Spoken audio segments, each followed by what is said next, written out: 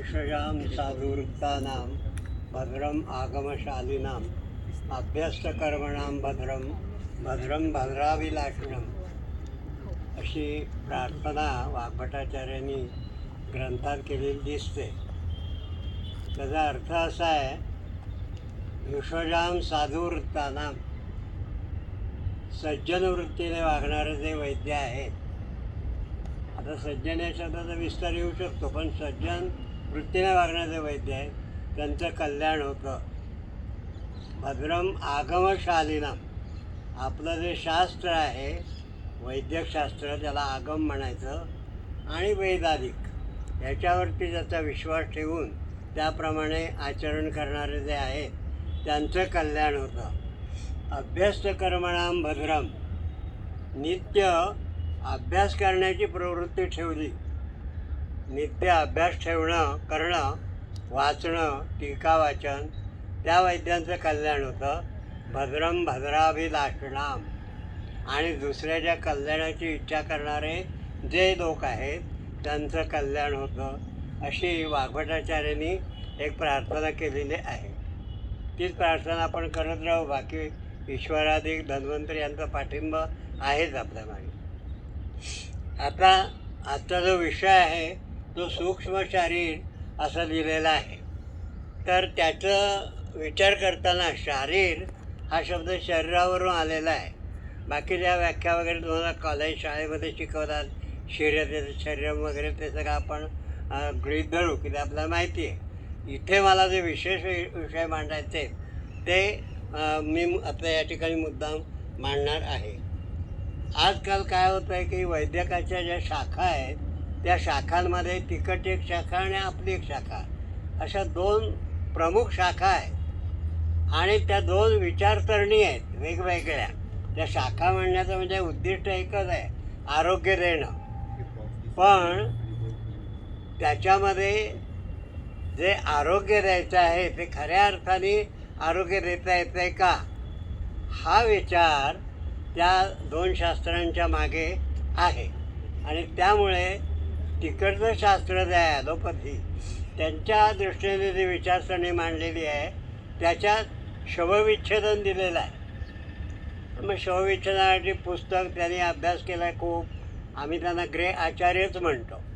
Grey आचार्याने अभ्यास करून त्याची छोटी पुस्तकं काढून त्याप्रमाणे शवविच्छेदन शिकवते. शरीराची रचना कशी आहे, माणूस बाहेरून आपण बघतो पण आतून कसं आहे हे तिकडे शिकवलं आहे. मग आम्हाला आयुर्वेदाला हे मान्य नाही का, आहे. म्हणून चरकाने सुद्धा बघा पहिलं सूत्र दिलं आहे, शरीरं सर्वथा सर्वम सर्वदा वेदयो भिषक आयुर्वेदस्य कार्ष्णेन वेदसुख लोकसुख प्रदम. शरीराचा जर नीट अभ्यास असेल तुमचा तर तुम्ही त्या आयुर्वेदिक ह्याने लोकांच्या सुखात भर घालू शकता. कारण चरकाने दोन प्रकारचं आयुष्य दिलं आहे, सुखकारक आणि हितकारक. सुखकारक हा लोकांना शरीराच्या दृष्टीने सुख हवं असतं. माझी वेदना कमी करा, माझं हे दुःख कमी करा. म्हणून तिथे त्यांनी म्हटलेलं आहे वेद लोकसुख प्रथम. आणि म्हणून मग त्यांनी पुढचा श्लोक काय दिला आहे, तस्मात् निसंशयम ज्ञानम, अर्थात ज्ञानाचं वांछता. तुम्हाला जर शरीराचं ज्ञान हवं असेल तर तुम्ही शवविच्छेदन करा, असं सुश्रुतांनी सांगितलेलं आहे. शरीराचं शवविच्छेदन करा, मेथड वेगळी असेल पण आतलं शरीर कसं आहे, आतून रचना कशी आहे ती पहा, हे त्यांनी मुद्दाम तिथे सांगितलेलं आहे. पण इथे सांगताना थोडंसं चरक आणि सुश्रुत यांच्यात एकवाक्यत आहे. ते काय म्हणत आहेत की प्रत्यक्ष पाहणं हे महत्त्वाचं आहे.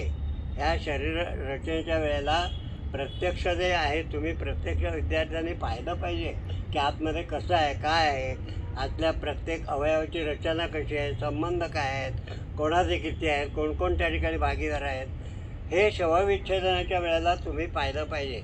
आपल्या दृष्टीने नाही, ते सांगितलेलं आहे मुद्दाम त्यांनी. पण चरक थोडंसं पुढे जाऊन एक सांगतात की प्रत्यक्ष प्रमाण बरोबर आहे. म्हणजे प्रत्यक्ष प्रमाणाला मर्यादा येतात.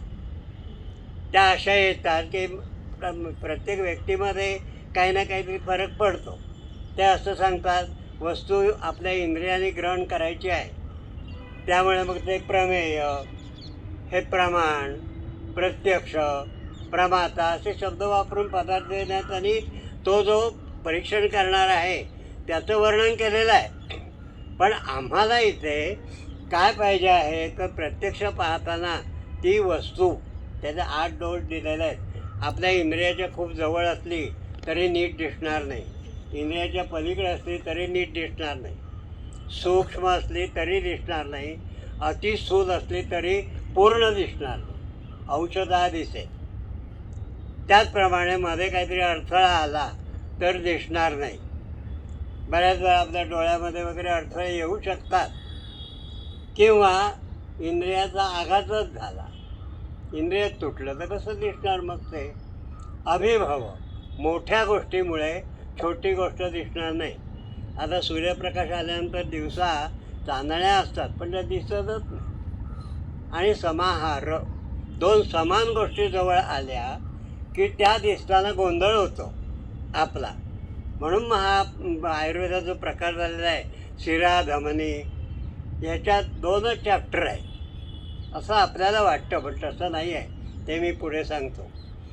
तर हा सगळा जो आता विचार सांगितला त्याच्यामध्ये सुश्रुताचार्य जरा पुढे जाऊन काय सांगतात, न शक्यम चक्षुषा द्रष्टुम देहे सूक्ष्मतमो विभू दृश्यते ज्ञानचक्षुभिः तपश्चक्षुभिरेवच. सुश्रुताचार्य सूक्ष्मतम शब्द वापरत आहेत. म्हणजे आपल्याकडे सुद्धा आयुर्वेदामध्ये स्थूलतम, स्थूलतर, स्थूल, सूक्ष्म, सूक्ष्मतर, सूक्ष्मतम असे ग्रेडेशन्स आहेत, डिग्रीज आहेत. आणि म्हणून ते काय सांगतात, काय सूक्ष्मतम आहे तर देहे सूक्ष्मतमो विभू असा जो भूतात्मा चैतन्य जे आहे ते न दृश्यते ज्ञानचक्षुभी तपश्चक्षुभी, आपल्या चर्मचक्षुनी, चर्मचक्षूला ज्ञानचक्षू म्हणतात. 2 अर्थ आहेत त्याचे. चर्मचक्षू म्हणजे ही इंद्रिय, हे साधन आहे, त्याने ते पाहायचं त्याची कशी रचना नक्की आहे आणि ती आपल्या स्मृतीत साठवायची. तर ज्ञानचक्षुभी आणि दुसरी तपश्चक्षू. ज्ञानचक्षू अर्थ आहे, एक अर्थ टीका असं लिहिलेलं आहे की विविध साधन, म्हणजे डोळ्याने नाही दिसलं तर सूर्यकांत मणी वापरा. सूर्यकांत मणी म्हणजे भिंग, आपण जी भिंग वापरतो ती. आजच्या भाषेत मायक्रोस्कोप घ्या, जे काय असेल ते जेवढं सूक्ष्मतम होत जाईल तितक्या एका अवस्थेपर्यंत तुम्ही ज्ञानचक्षुनी, ज्ञानाच्या आधारावर निर्माण केलेले चक्षु आहेत त्यांनी पहा असं स्पष्ट केलं आहे. आणि तपश्चक्षु हे महत्त्वाचं आहे. जसं जसं तुमची प्रॅक्टिस वाढत जाते तसं जसं तुमचं ज्ञान परिपक्व होत जातं. आंबा जसा कोवळा, त्याच्यानंतर एक आंबा तयार झाला, मग तो आंबा जून झाला, मग तो आंबा पिकला, परिपक्व झाला, आता तो खाण्यालायक झाला. तसं ज्ञान हे परिपक्व व्हायला लागतं, त्याला तपश्चक्षु म्हणतात.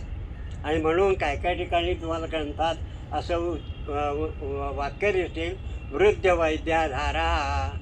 वृद्ध वैद्य आधार हेचं प्रमाणच आहे आणि ते प्रमाण जे आहे ते आपण गृहीत धरावं लागतं. प्रत्येक वेळेला मला प्रत्यक्ष प्रमाणात दाखवा असं नाही.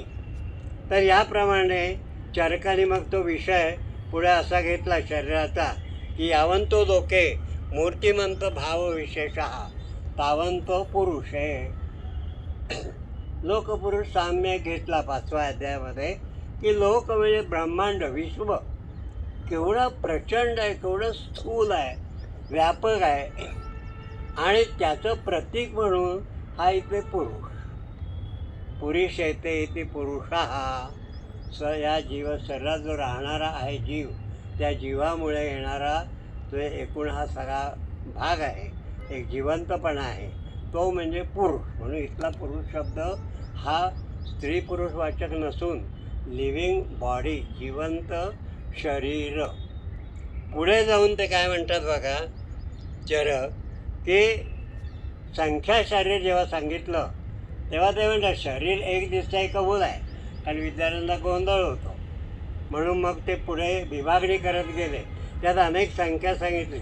त्यात त्यांनी काय सांगितलं की की यामध्ये शरीर अवयव जे आहेत ते शरीर अवयवास्तु परमाणुभेदेन अपरिसंख्येयाः भवन्ति तेषां संयोगे विभागे परमाणूनां कारणं वायुः कर्म स्वभावश्च. इथे खरं चरकांनी त्यावेळेला टाळ्या घेतल्या होत्या. विद्यार्थ्यांचं मनातलं चरक बोलले होते. कारण नुसतं शरीर बघा ठीक आहे आणि सुश्रुताचार्यप्रमाणे वाहत्या पाण्यात ते सगळं बघा हे कबूल आहे, पण ते ग्रॉस झालं, क्रूर झालं. त्यांच्यातले अंतर्गत जे एक व्यवस्था आहे, अंतर्गत एक नाटक होत आहे, त्यांच्यातलं एक रिलेशनशिप आहे, ती कळणार कशी आम्हाला. म्हणून मग चरकांनी या संख्या शरीर सगळं सांगत आले. चरकांनी पण असंच आहे, स्नायू इतके, हाडं इतकी, शिरा इतक्या, हे सगळं सांगितलं. शेवटी ते सांगतात शरीर अवयवास्तू. म्हणून पदार्थविज्ञानाप्रमाणे 2 शब्द लक्षात ठेवा. एक म्हणजे अवयव आणि दुसरा शब्द आहे समुदाय. अवयव याचा एक अर्थ असा आहे, आपण जे आत्तापर्यंत वापरत आलो आहे, ऑर्गन. आणि समुदाय याचा अर्थ संबंध, हा पुरुष दिसतोय हा, असा एक अर्थ आहे. आणि दुसरा पदार्थज्ञानाच्या भाषेमध्ये अवयव या शब्दाचा अर्थ आहे परमाणू, सूक्ष्म घटक. आणि समुदाय याचा अर्थ परमाणूंचा समुदाय. काय गंमत कशी केली आहे बघा. शरीर अवयवातू जर बारकाव्याने संख्या दृष्टीने प्रत्येक अवयव, प्रत्येक घटक जर बघायला गेलात तर परमाणू भेदेनं त्यांचे परमाणू एक एक एक मोजायला गेलात तर अपरिसंख्येयाः भवन्ति. काही मोजदास करता येणार नाही. त्याच्यामध्ये तुम्हाला काही सापडणार नाही, इतके असंख्य संख्या. हा जो भाग दिलेला आहे अपरिसंख्या भवन्ति. आणि मग पुढचा फिजिओलॉजीच्या दृष्टीने दिलेला आहे तेषां, म्हणजे कोणाचं, परमाणूनाम संयोगे विभागेच कारणम. संयोग आणि विभाग. संयोग म्हणजे परमाणूंनी एकत्र येणे आणि विभाग म्हणजे परमाणूंनी दूर जाणे. हा जो एक भाग दिलेला आहे तो कशामुळे होतो. वायू, कर्म, स्वभावश्च, 3 कारणं दिलेली आहेत. एक वायू, दुसरं दिलेलं आहे कर्म, त्या त्या परमाणूंचा किंवा त्या त्या अवयवाचा काहीतरी एक विशिष्ट कर्म असतं. आणि स्वभाव असतो. आता याच्यातही पुन्हा थोडेसे बारकावे आहेत वायू, कर्म आणि स्वभावामध्ये. वायूमध्ये तिथे एके ठिकाणी त्यांनी दिलेलं आहे, म्हणजे विद्यार्थ्यांनी विचारलं वायू म्हणजे हा वायू का, ते चरक नाही. कर्माने प्रेरित झालेला वायू असं टीकाकार तिथे म्हणतात. कारण होतंय कशी गंमत, जेव्हा समजा अशी कल्पना करा यकृत करायचं आहे तयार, तर यकृताच्या ठिकाणी यकृत करणारे परमाणू जातील त्या ठिकाणी, पण काही विकृत परमाणू पण जातात ना, त्यांना अलाउड कोणी केलं. तुम्ही कसं इकडे आलात, रिव्हर्स होतो का. तर ते विकृत जे येतात ते कर्मणो प्रेरितो वायू, म्हणजे हा काहीतरी वायू वेगळा असला पाहिजे. तर आता मॅडमनी संधी आहे की पुढच्या व्याख्यानात आपण त्या वायूचा शोध घेऊ, कोण वायू आहे तो. सध्या वायू एवढं लक्षात ठेवा. पण यांच्या ह्याच्याप्रमाणे वात आणि वातदोष हे 2 वेगळ्या गोष्टी आहेत. तर त्या पुढे आपण केव्हा तरी पाहू, तो व्याख्यानाचा वेगळा विषय राहील. पण हा वायू जो असतो तो, कारण त्याने असं टीकाकारांनी शंका काढली, जर वायू परमाणूंचा संयोग करतो किंवा वियोग करतो तर कायमच करत राहायला पाहिजे असं नाही आहे. प्रत्येक वेळेलाच होईल संयोग विभाग असं नाही. जेव्हा हेतू काहीतरी असेल तेव्हा होतो. म्हणून मग त्यांनी ते दिलं आहे कर्म. कर्माचे अर्थ पुन्हा 2 केले. एक कर्म म्हणजे फंक्शन, त्या त्या परमाणूचं काहीतरी विशिष्ट फंक्शन आहे. उदाहरणार्थ पृथ्वी परमाणू जो आहे तो गुरुता आकार हे देईल. आप परमाणू द्रवत्व स्निग्धत्व देईल. तेज परमाणू उष्णता बदल काहीतरी देईल. वायू परमाणू जो आहे तो चलत्व किंवा त्याचं परिवर्तन हे देईल. आकाश परमाणू आकाश निर्माण करून देईल. हो माझ्या इथे करा. आता खाली जागा पुरली नाही म्हणून आपण वर आलो आहे. केवढं आकाश मिळालं बघा. हा आकाशाचा उपकार आहेत आपल्याकडे. मोठं आकाश मिळालं. खाली आकाश लहान होतं. गर्भ वाढतो, गर्भ कमी होतो, सुकतो. कसं होतं त्या ठिकाणच्या गर्भाशयातला आकाश कसा आहे हे आज आम्हाला कुठे माहिती आहे. तर इथे त्यांनी मुद्दा हा शब्द दिलेला आहे कर्म. म्हणजे ते कर्म जे आहे प्रत्येकाचं ते. आणि दुसरं कर्म हा चरकाने एक वेगळा अर्थ दिलेला आहे. पूर्वजन्मकृतम कर्म या जन्मामध्ये दैव शब्देनं उच्चते. चरक शारीरसनाध्याय 1 किंवा 1 मध्ये दिलं आहे पूर्वजन्मकृतम कर्म. आपण जे कर्म करतो त्यांच्या सगळ्यांचे नोंदी होतात बरं, रेकॉर्डिंग. मग तुमच्यात हे मेसेज येतात, हे होतं ना रेकॉर्डिंग. आपोआपच होतं आहे. कोण तिथे काय करतं, बटणं दाबतं, काही नाही. किंवा दुसरं जर तुम्ही बघितलं तर काही ठिकाणी रेकॉर्डिंग हे जे आहे. म्हणून आपल्याकडे एक जी कल्पना दिलेली आहे ना की चित्रगुप्त रेकॉर्डिंग करत असतो. म्हणून ते चित्र आणि गुप्त 2 शब्द आलेले आहेत बघा. आपल्याला कळत नाही म्हणून आपण काय नाही, तसं काही नसतं. पण हे केवळ प्रत्यक्ष प्रमाणावर आधार ठेवून उपयोग नाही. अनुमान उपमान ही पण प्रमाण आपल्याला मानावी लागतात. तर ते कर्म म्हणजे पूर्वजन्मीचं कर्म. याच्या ठिकाणी याचं यकृताचा पिंड मोठा झाला आणि याचा लहान झाला. का झाला तर कर्म तिथे. आणि तिसरी गोष्ट दिली स्वभाव. स्वस्य भाव हा स्वभाव हा स्वतःचा भाव. त्या परमाणूला त्याचा एक भाव असतो. आपण जसं म्हणतो ना लिबर्टी. प्रत्येकाला एक व्यक्ती स्वातंत्र्य आहे. एक बाइंडिंग स्वातंत्र्य असते की ह्या देशात राहायचं आहे तर ह्या देशाच्या एका जनरल जे रूल आहेत, नियम आहेत त्याप्रमाणे वागा. परंतु तरीसुद्धा प्रत्येकाला स्वतःचं वैयक्तिक स्वातंत्र्य आहे. तसं परमाणूंना वैयक्तिक स्वातंत्र्य असतं. तो त्यांचा स्वभाव आहे. उदाहरणार्थ पित्ताचा परमाणू हा उष्णच असणार. तर म्हणजे नाही मी गार होणार. आपाचा परमाणू म्हणजे मी स्निग्ध आणि द्रवरूपच असणार आहे, मी नाही घट्ट होणार जा. आता वेगळ्या कंडिशन खाली तुम्ही त्याला घट्ट केलात तर ते जे आहे ते तात्कालिक असतं.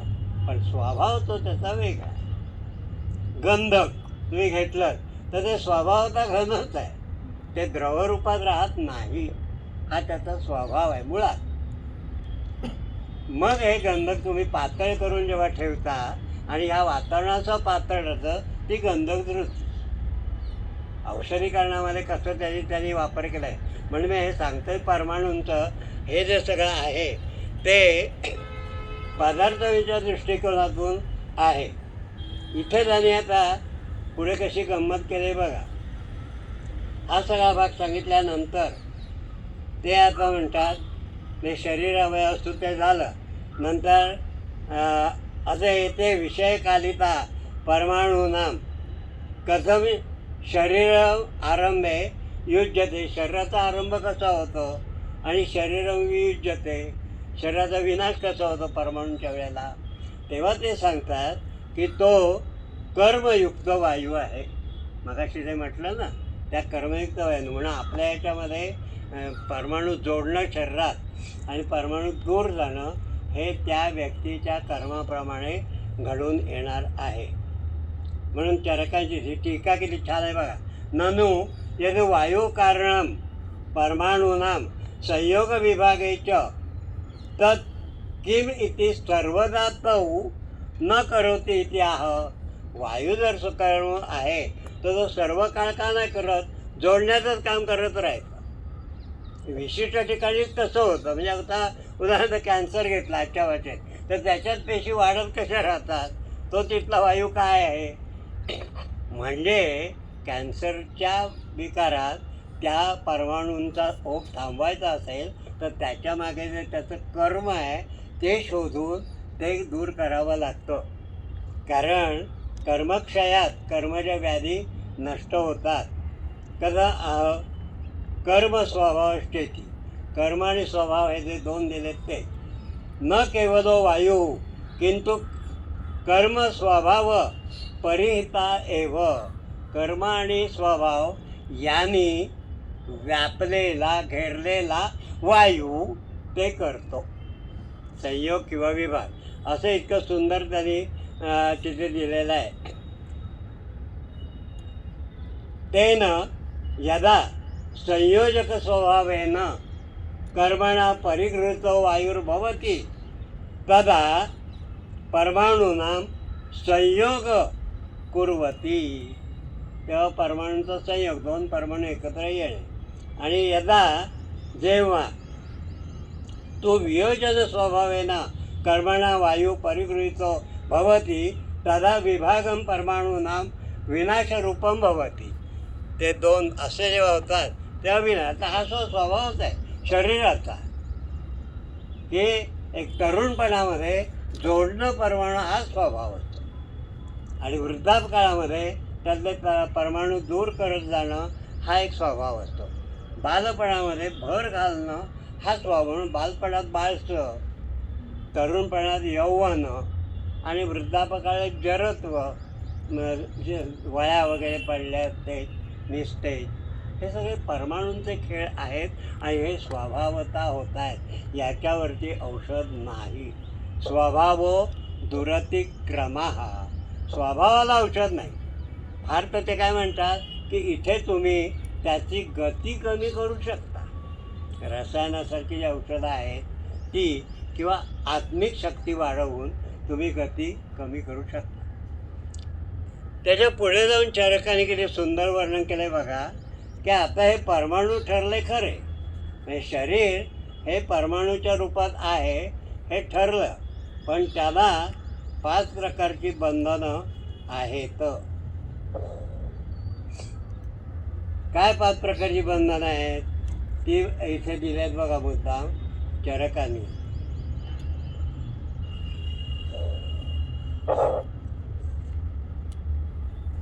तसे हेतू हो, हे शरीर तयार करायचं आहे त्याचा जो हेतू आहे तो परमाणू आहे. आणि तो परमाणू कसा आहे, 5 फॅक्टर त्या परमाणूला कारणीभूत आहेत. हेतू उत्पत्ती, वृद्धी, उपप्लव, वियोगश्च. हे मुद्दाम त्यांनी दिलेला आहे. 5 घटक त्यांनी चरकांनी स्पष्ट केलेले आहेत. चरक सूत्रस्थान चरक शारीस्थान अध्याय 5 तिथे हे आलेलं आहे. आता बघा, तत्र हेतू उत्पत्ती कारणम. हेतू म्हणजे काय, उत्पत्तीचं कारण, परमाणूंची उत्पत्ती का होते. आता हा थोडासा जो विषय आहे तो मेटाफिजिक्समध्ये जातो. ते मगाशी म्हटल्याप्रमाणे वेगळ्या याच्यावरच्या व्याख्यानात आपण परमाणू आधी का एकत्र होतात किंवा ॲक्टिवेट होतात तो आपण वेगळा विषय बघू. पण आत्ता इथे गृहीत धरू की 2 परमाणू एकत्र येतात आणि ते म्हणजे पुरुष बीज आणि स्त्री बीज.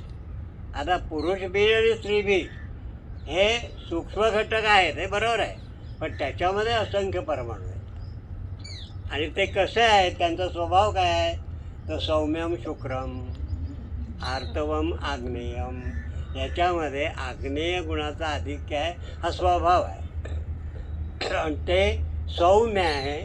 शुक्र म्हणजे आप गुणाचं, आपाचे जे घटक आहेत ते त्याच्यामध्ये अधिक आहेत. ते दोन्ही एकत्र येतात आणि मग काय होतं की त्यांच्यामध्ये एक सुरुवात व्हायला लागते निर्मितीची. दोन्ही एकत्र आले की मग त्यांच्यात ते एकत्र येऊन देवाणघेवाण गुणांची सुरू होते. तो सगळा विषय गर्भशास्त्रात दिलेला आहे, त्यात मी आता जास्त नाही. पण भूतात त्याचे जे गुण आहेत, इच्छा, द्वेष, सुख, दुःख, निमेष, उन्मेष, स्मृती, बुद्धी, हे जे काय आहे त्यांची देवाणघेवाण दोन्हीमधले होते. आणि शिवाय त्यांच्या ह्याच्याप्रमाणे जे बाकीचे घटक असतात सूक्ष्म, म्हणजे सचेतनत्वाचं जे काय गुण आहे, सुख दुःख इच्छाद्वेष निमेषमेष भूतात्म्याचे आणि परमात्म्याचे, ते त्या बीजात असतात, ह्या बीजात असतात आणि ते एकमेकामध्ये देणं घेणं सुरू होतं आणि मग त्याच्यातून एक कुठेतरी देण्याघेण्याची वृत्तीही थांबते आणि ती थांबली की मग एक पक्केपणा येतो. पण ते सांगतायत की पहिलं जे फलित बीज आहे याच्यामध्ये स्वभाव काय, तर सौम्य स्वभाव, आप्यभाव. म्हणून तो कलल जो आहे ना तो आप्य आहे बघा. तसाच परमाणूचा जो तयार होतो तो आप्य होतो. म्हणून त्यांनी काय केलेलं आहे इथे की या परमाणूमध्ये जो आपभाव आहे तो असा हवेत राहू शकत नाही, त्याला काहीतरी आपभावाला भांडं पाहिजे. म्हणून चरकाने काय सांगितलं आहे, मूर्ती. मूर्ती म्हणजे हॅविंग डायमेन्शन. ज्याला मूर्तिमंत पदार्थ म्हणजे ज्याला काहीतरी लांबी रुंदी आहे, ज्याला काहीतरी आकारमान आहे, असे घटक पृथ्वीचे. ते पृथ्वीचे घटक आधार देतात आणि त्याच्यामध्ये मग आप राहतं. म्हणजे मग आपल्याला जर विचार करायचा झाला तर कसं करता येईल बघा, की तो जो चित परमाणू एक घेऊ आपण, त्याला चित परमाणू म्हणू. त्याच्या बाहेरच्या बाजूला संबंध पृथ्वीचं कवर आहे पहिल्यांदा. म्हणून ती जी बाहेरची जी कला असते त्या परमाणूची, एक परमाणू म्हटलं की त्याला एक लिमिट आली, मर्यादा आली. ती मर्यादा आहे, त्याच्यात मुळात आप आहे. त्या आपाचं संवर्णन त्यांनी गंगाधरांनी वगैरे केलं आहे, ते सांगतो काय आहे ते. परंतु त्यांचं म्हणणं असं की ते राहणार कशात, जसं एखादं भांडं आणि त्याच्यात दूध. भांडं ही पृथ्वी आहे, पृथ्वीचा आधार आहे आणि पृथ्वी मूर्तिमत आहे. पृथ्वीचा जो गुणधर्म आहे तो मूर्ती आकार. तेव्हा आता इथून पुढे लक्षात ठेवा की शरीरात जिथे जिथे आकार येतील तिथे पृथ्वीची मूर्ती उपयोगी पडते. मग रक्तामध्ये जे कण आहेत त्याच्यात ते कण दिसतात, म्हणजे त्याला मूर्ती आहे, पृथ्वी आहे तिथे. त्या कणांना काहीतरी आकार, लांबी, रुंदी, गोलवा हा आहे. कफाचे कण आहेत ते पुढे सगळे येईल. तर पृथ्वी ही त्या ठिकाणी मूर्ती देते. आप क्लेद देतो, ओलावा. आपा हा क्लेदा हा. म्हणून याच्यात एक जरा वेगळं सांगावंसं वाटतं मला की मी काही दिवसापूर्वी एक वैद्यकातली आयुर्वेदातली एक कथानक गोष्ट अशा अर्थाने एक लेख लिहिलेला आहे, माझ्याकडे आहे तो. त्या लेखाचं नाव आहे ऑटोबायोग्राफी ऑफ चित परमाणू. म्हणजे चित परमाणू जो आहे लिव्हिंग सेल त्यांचं कळण्यासाठी तुम्हाला, पण लिव्हिंगमध्ये त्यांच्यातली नुसती केमिस्ट्रीच आहे. बाकीचं जे लिव्हिंग असतं मन, बुद्धी, अहंकार, याचं काय. केमिस्ट्री बायो म्हटलं, त्याला बायोकेमिस्ट्री नाव दिलं, पण ती आणि ती केमिस्ट्री एकच. म्हणून मग काही पेशंटमधला त्याला नाव देऊन ठेवलं विल्सन. यकृतात विल्सन जाऊन बसला, पण काढायचा कसा. त्या विल्सनला काढायला विचार काय आहे की नाही, त्या परमाणूंकडून तो विल्सन काढून टाकायचा आहे. मग त्या परमाणूंनाच आम्हाला कळवायला हवं आहे की तू हे कर म्हणजे तो जाईल. ते आपल्याकडनं कळेल, त्यांच्याकडनं कळणार नाही. बायोकेमिस्ट्री आणि केमिस्ट्री हा विषय त्यांचा स्थूल माना, आपल्याकडे त्यांनी खूप सूक्ष्म केलेलं आहे. मग पुढे काय म्हणतात, आपा हा क्लेदा हा. आप म्हणजे ओलावा. आता हा जो चित परमाणू, त्याच्या भोवती जी पृथ्वी होती, त्या पृथ्वीनंतर आतमध्ये सगळा रसरूप असा क्लेद आहे. त्या एका चित परमाणूमध्ये रसरूप असा एक क्लेद आहे. त्यात अजून काय काय आहे ते आपण बघू. त्याच्यानंतर त्याच्यामध्ये जसं विश्वामध्ये ब्रह्म आहे, ब्रह्मांड आणि ब्रह्म की जे नियंत्रण करते विश्वाला. तुम्ही सांगा, आत्ता आपण इथे बसलो आहे ती पृथ्वी, बाहेर आकाशातून भेटलं तर केवढा प्रचंड गोळा आहे आणि असे मनात धडकेवर आहे, हा तरंगतो कसा आहे. म्हणजे आम्ही एखाद्या पाण्यातल्या होडीत उभे राहिलो तर होडीत डळमळ आलं तर अरे पडणार नाही ना खाली. पाण्यात आम्ही असं वाटे एवढ्या प्रचंड आकाशामध्ये एवढं आकाश आहे, त्याच्यामध्ये हा पृथ्वीचा गोळा तरंगतोय, किती जड असू शकेल. मग ते म्हणून तर तिकडे लीलावतीने वडिलांना प्रश्न विचारला की बाबा एवढी पृथ्वी जड आहे, भास्कराचार्य 4थं शतक, एवढी पृथ्वी जड आहे, ती पडत का नाही खाली, खाली खाली खाली का जात नाही का. तिथे भास्कराचार्याने एक उत्तर छान दिलेलं आहे, फार सुंदर उत्तर आहे. ते आपल्याला माहिती पाहिजे कोणत्या काळात काय सांगितलं ते. भास्कराचार्य पहिले, नंतर एक भास्कराचार्य होऊन गेले दुसरे, पण एक पहिले लीलावतीचे. त्यांनी सांगितलं असं की एक वस्तू दुसऱ्यावर आधारित आहे, ती वस्तू तिसऱ्यावर आधारित आहे, असं जर विचार करत गेलात तर ही परंपरा कधीच संपणार नाही. याला परंपरा आपत्ती असं म्हणतात. संकटांची मालिका सुरू आहे, संपणार नाही कधी. म्हणून म्हणतात तसं नको म्हणू. हे ब्रह्मांड जे आहे, या ब्रह्मांडाच्यातला एक घटक पृथ्वी आहे, आणि त्या पृथ्वीमध्ये गुरुत्व आहे. म्हणून त्याने काय छान शब्द दिला बघा, भूगर्भाकर्षण शक्ती. भू म्हणजे पृथ्वी, गर्भ म्हणजे तिचं सेंटर, त्याच्यामध्ये आकाशातल्या वस्तू ओढायच्या आकर्षण शक्ती आहे, म्हणून ती ठेवते. आता तुम्ही जर टेबलावरती पृथ्वीचा असा गोल मांडलात आणि इकडे सूर्य आहे, तर आत्ता आपल्याला आपण इथे व्हर्टिकल उभे आहोत असं वाटतंय, पण त्या पृथ्वीच्या गोलावरती तुम्ही असं तिरके उभे असता, सूर्य इकडे असतो. म्हणजे खरं म्हणजे असं आहे तिरकं. पृथ्वी आणि सूर्य आपण एका लाईनीतच आहोत असे, पण तरीसुद्धा सूर्य वर वाटतं, आपण खाली वाटतं. त्याला कारण पृथ्वीचा पृष्ठभाग जो जे येईल त्याप्रमाणे, आणि आपण आकाशात फेकले जात नाही, ते आपल्याकडे ओढून ठेवते. केवढी शक्ती आहे प्रचंड.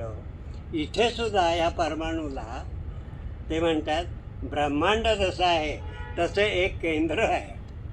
त्या परमाणूला एक केंद्रक आहे, आणि त्या केंद्रकामध्ये ते म्हणतात की इथे चरकांचा एक सुंदर शब्द आहे, तो मुद्दाम सांगतो म्हणजे तुम्हाला कळेल. त्रिमर्मी अध्याय जो आहे 9वा, त्याच्यामध्ये त्यांनी हे उत्तर दिलेलं आहे. काय दिलेलं आहे बघा, की हे सगळं मर्म, हृदय, शिर, वृक्क हे सगळं वर्णन केलं आहे. पण त्याच्यानंतर ते म्हणतात महाभूतानी इति, तिथे एक महाभूतानी असा शब्द आहे.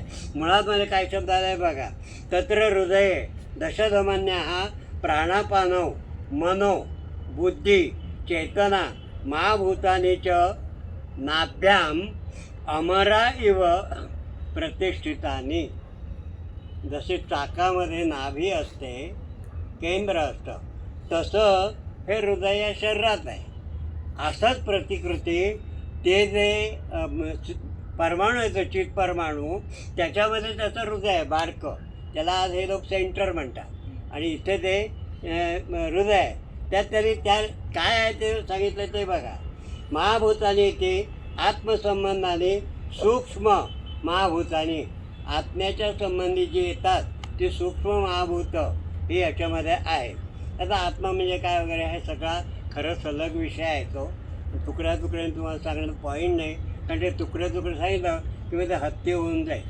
कोणी म्हणालं सुपासारखा हत्ती आहे, कोणी म्हणालं खांबासारखा आहे, कोणी म्हणालं दोरखंडासारखा आहे. तसं होतं. हा विषय जो हा ब्रह्मांडातून असा इथे येईपर्यंत सलग विषय आहे, आणि त्यामुळे त्याने असं दिलेलं आहे बघा कसं, महाभूतानी एतत् सर्व, हे सगळं जे काय आहे सांख्यदर्शने व्यवस्थापितम. सांख्यदर्शनामध्ये व्यवस्थित आम्ही सांगितलेलं आहे, स्थापित केलेलं आहे. शारीरेचं तेच, ते सांख्यात सांगितलं तेच, शारीरेचं व्युत्पादितम अनुसरणीयम, तिथनं घेऊन ते शरीरामध्ये तुम्ही वापरा असं सांगताय. मग तो चित परमाणू, त्याच्या भोवतीचं पृथ्वीचं आवरण टिकाला, त्याच्यानंतर मध्ये तो केंद्र गाभा, त्याच्यामध्ये सांख्याने सांगितलेले चतुर्विंशती पदार्थ, आणि त्या चतुर्विंशती पदार्थाच्या केंद्रात रस आहे, त्या रसाचं नाव काय दिलं बघा, आदिरस. आणि आदिरस आहे, त्याला आदिरस असं म्हणायचं. त्या आदिरसाचं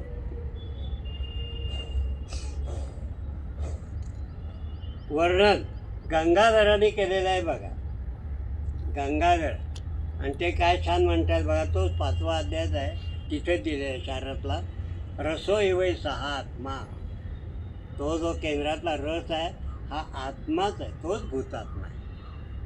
त्यामुळे पहिल्यांदा बाहेरची कला, त्याच्यामध्ये हा सामान्य आप, त्याच्यामध्ये ते ब्रह्माचं केंद्र, त्या ब्रह्माच्या केंद्रामध्ये सांख्यांची ही जी चतुर्विंशती तत्त्व आहेत ती आहेत सगळी. आणि जो आदिरस आहे तो आदिरस हा महत्त्वाचा आहे. कारण तिथे पुन्हा आता जो वियोग जेव्हा सांगतील, त्या वियोगाच्या वेळेला त्याने तो आदिरसाचं काय होतं हे वर्णन केलं. तो आदिरस जातो कुठे, इतकं छान वर्णन केलेलं आहे. म्हणून तिथे त्या ह्याच्यामध्ये तो आदिरस, मग ते केंद्र जो भाग आहे तो, आणि बाहेरची कला, याच्यामध्ये सामान्य रस आहे. त्याला आपण रसधातू जो म्हणतो तो रसधातू तिथे आहे. त्याला जीवित रस, जीवन रस असं म्हणायचं. आता बघा की बाहेरचं आवरण पृथ्वी, त्याच्यामध्ये आप आहे. त्या आप आहे म्हणजे त्याला जिवंतपणासाठी तेज आहे विशिष्ट प्रमाणात. तिथे आतमध्ये बारीक बारीक हालचाली होण्यासाठी त्या कणांच्या रसाच्या छोट्या छोट्या वायूच्या आकाशाच्या पोकळ्या आहेत, आणि त्या आकाशाच्या पोकळ्यामध्ये वायू आहे. तेव्हा हे एक लक्षात ठेवायचं, चित परमाणू कसा दिला आहे, हा असा आपल्याकडचा चित परमाणू आहे. शरीर अवयवासू परमाणुभेदेने अपरिसंख्या भवन्ति, बरोबर आहे. पण प्रत्येक चित परमाणू जेव्हा तुम्ही बघाल तेव्हा त्याचं वर्णन असं आहे, पृथ्वी, आप, तेज, वायू, आणि त्याच्यामध्ये आकाश, आणि त्याच्यामध्ये वायू. म्हणून हा सिद्धांत त्याने दिलेला आहे कणादानी. वायू हा नेहमी आकाशातच राहतो, इतरत्र राहणार नाही. जसं तुम्हाला तिकडे शिकवलं आहे, यत्र धुमा तत्र वन्य, जिथे धूर आहे तिथे वन्य आहे. तसं जिथे वायू आहे तिथे आकाश आहे, उलटं नाही. यत्र आकाशम तत्र वायू न. कारण कणादाने पुढे दिलं आहे, इतर हेतू कृष्णद्रव्यम तमसहा व्याप्तम. तमसहा व्याप्तम काय आहे, कृष्णद्रव्य. कुठे बाकी मग गेलात सगळीकडे तर पृथ्वीपासून दूर गेलात की सगळं कृष्णद्रव्य, तिथे मग काय वायू नाही. आत्ता वायू हा पृथ्वीभोवती आहे. तसं इथे ते जे आकाश आहे परमाणूमधलं, त्याच्यामध्ये वायू असतो. म्हणजे प्रत्येकाचा रोल काय आहे, तर इथे त्यांनी दिलं आहे बघा की पृथ्वी जी आहे ती पृथ्वी मूर्ती देते परमाणूला, आप क्लेद देतो, तेजा अभितापा. अभिताप म्हणायचं कारण सर्व बाजूने उष्णता. जसं आपण तिकडे गेलेलं आहे ना, पिरूपाक, पिठरपाक. एखाद्या वस्तूला सर्व बाजूने उष्णता लागली की ती वस्तू पक्की होते. तसं इथलं तेज, त्याला अभिताप असं म्हटलं आहे. वायू प्राणहा, वायू ही प्राणशक्ती म्हणून काम करतो. आणि वियत सुशिराणी, आणि सुशिर जे आहेत पोकळ्या त्याच्यामध्ये, त्या परमाणूमध्ये, त्या अवकाश देतात किंवा नको असा पदार्थ तिथं साठवायचा आणि बाहेर फेकून द्यायचा. तो त्या कलेतनं बाहेर पडून जातो, मलिन भाग असा. म्हणून लोकपुरुष सिद्धांत जो आहे तो हाच आहे ना, की आमचं सगळं शरीर अख्खं जे आहे हे लोक आहे, आणि एक परमाणू हा पिंड आहे. जे शरीरात चालतं एका मुखातून आत घेतलं जातं आणि दुसऱ्या ह्याच्यातून बाहेर पडतं. तसंच तिथे त्या परमाणूमध्ये आत घेतला जातं रस आणि फेकला जातो. आता त्यांनी तो दिला आहे की तो जो हा आहे मधला केंद्र भाग, त्या केंद्र भागात आदिरस आहे, तो कायम असतो, तो कधी बदलत नाही, तो आदिरस आहे तो. आणि बाहेरचा जो केंद्रक आणि बाहेरची त्वचा, याच्या बाहेरचा जो रस आहे तो आहारात जातम. तुम्ही नित्य जो आहार घेता त्याच्यातून त्याची पूर्तता होत असते. आता आहार रस म्हणजे त्याच्यात स्निग्धांश आला, सगळे गुण आले ना, गुरुमंदहिमस्मिता, हे सगळ्या गुणांनी युक्त जो आहार आहे तो त्याच्यामध्ये आला आणि तो त्याच्यामध्ये त्या परमाणूला त्याचं जीवन चालवायला काम हे करतो, मदत करतो. आता पुढे त्याने असं दिलं आहे की ह्या चित परमाणूला जसा हेतू सांगितला आता, कारणं आहेत ती, तशी त्याची उत्पत्ती होते. त्या ह्याची उत्पत्तीसाठी हा रस घेतो. त्याने काय केलं आहे बघा, हेतू उत्पत्ती कारण, आणि उत्पत्ती म्हणजे जन्म. टीकाकारांनी स्पष्ट दिलं आहे, उत्पत्ती जन्म, त्या परमाणूचा जन्म होतो. ह्याच आधारावरती तिकडे वाग्भटाने सूत्र दिलं आहे, ते वर्गात स्पष्ट करायला पाहिजे. काय दिलेलं आहे वर्गात सूत्र त्यांनी? तिथे तुम्ही बघितलं, प्रीणनम जीवनम लेपः स्नेहो धारण पूरणे गर्भोत्पादश्च धातूनां श्रेष्ठं कर्म क्रमात्.